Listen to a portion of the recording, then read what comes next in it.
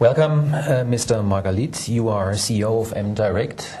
That's a company based in Israel. You're implementing business solutions, not only e-business suite, but many other business components. We would like to talk a little bit about customization. The topic customization, I think, is as old as business solutions. I remember in the beginning, the vendors convinced customers to actually customize their applications so that they would perfectly fit their internal business processes. Then, of course, people figured out, oops, if I customize an application, then I have problems with upgrades, with migrations. I need to maintain all of those customizations. The next step then, the next evolutionary step was to talk about vanilla implementation. So let's stick to the processes with inside the software. What's your view on this customization topic? Okay. Well, first, I believe it's wrong to have customizations because it's a kind of a burden. You need to fix them at all time. You need to upgrade them when you upgrade. You need to back them up. You need to have the documentation for them. And unfortunately, in most of the cases, it takes a very short period of time that you don't know who's the customer who actually asked for it. Sometimes when you check, you see that nobody's using it after a while, but you keep on handling it as you go. So it's a kind of a burden on the IT department and for the whole organizations. There are cases where we see that there are similar customizations done to different wings of the same company and so on and so forth. So what we're saying is that you have to manage it and to minimize it as possible. I mean, we understand that you're not eliminated at all, but in most of the cases I've been managing projects for more than 70% of the customizations were not even being used, and that's what you need to do. Okay.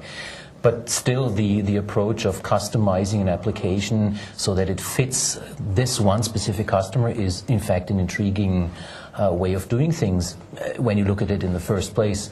And many customers typically say, how can I adapt my internal processes onto a software so it fits the software, because I want to keep my competitive advantage over all the other companies. What would you answer a customer who comes up with this kind of idea? Okay, the first answer would be that probably these systems are made on best practices of hundreds and thousands of other customers. How about try to check if it's working for you? Work with it for 6 months before we customize it for you. Try it, see how is it doing, because probably you will find that processes are easier and different and more effective than what you're used to do. And in the majority of cases, we can do it. I mean, we go live, they try it, and they come back to us and say, okay, now we have other issues with the system, but we've changed the processes. So we're not banging on their heads and make them change the process. We say, how about try these ways, because the results are the same. Sometimes the processes are much shorter. Why don't you try? Why don't you just try it? I think as an implementer, you have also been in this situation where you exactly try to convince a customer to make use of this best practice and experience that the software vendors put into the software.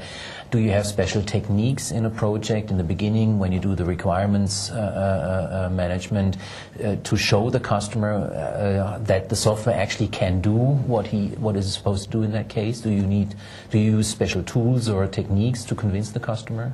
Well, first I make sure that all the customers are being trained on the system vanilla, so they get to know the system.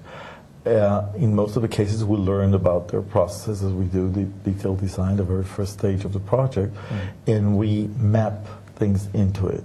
Now, when we get to the first CRP, we usually show them, this is your process, these are the results you're expecting, here's the system, here's the process, here are the results.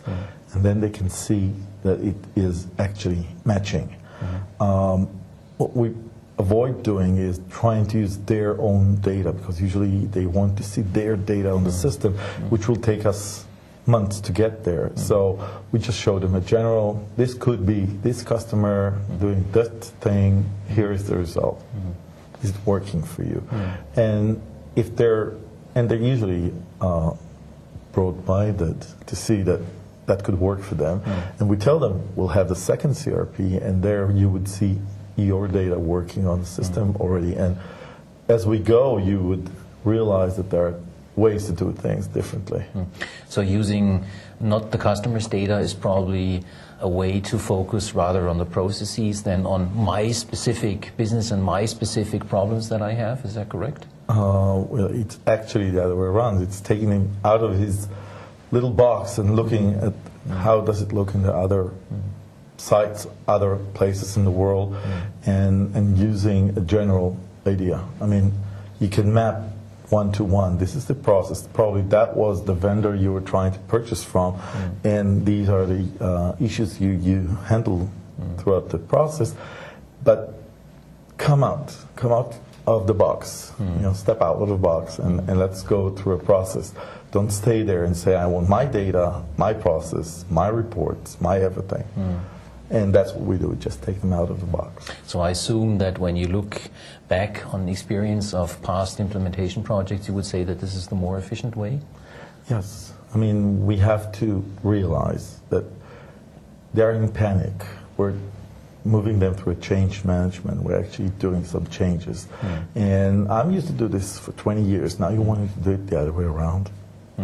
And in some cases, we would try to figure out who would be within the organization, who would be easier to adopt, early adopters, and let them do it further on in their own organizations internally. So they would do it, and then they would show their colleagues, hey, we're doing it this way, and they would show it to the other colleagues, and so on and so forth. So it's a change management. It's not easy, but you have to be very specific, very focused, and to realize who are the right people to do it. So you would rather recommend thinking twice about customizations before going down that road? Yeah. The other thing we do is we give them the ownership. So if you want to customize something, okay, we might do it, but then you need to test it and you need to tell us that it's working. If it doesn't work, if it breaks, well, you're the owner, and that freaks them out. They might give it up or minimize the customization to normal sizes.